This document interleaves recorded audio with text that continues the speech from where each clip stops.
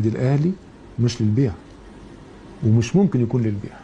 النادي الاهلي لجماهيره، ملك جماهيره واعضائه.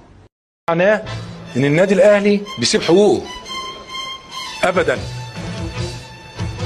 النادي الاهلي، وبقول للاشخاص دولت اهتموا بنفسيكم، مالكوش دخل بالاهلي، اشتغلوا انتوا عشان تنجحوا. قيمه الاهلي كبيره جدا اللي تخلي كل الناس دي حواليه دلوقتي.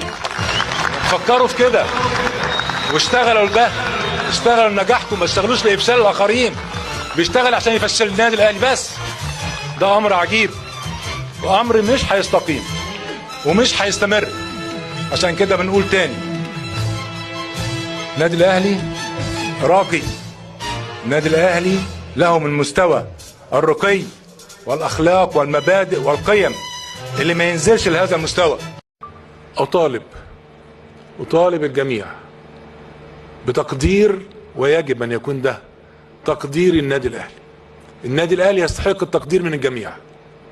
احنا مش بنتكلم كتير، بس النادي الاهلي في الموقف ده وفي وسط التاريخ اللي احنا فيه ده وما تحقق على مدار السنوات الطويله منذ انشاء الاهلي 1907 الى الان، يجب النادي الاهلي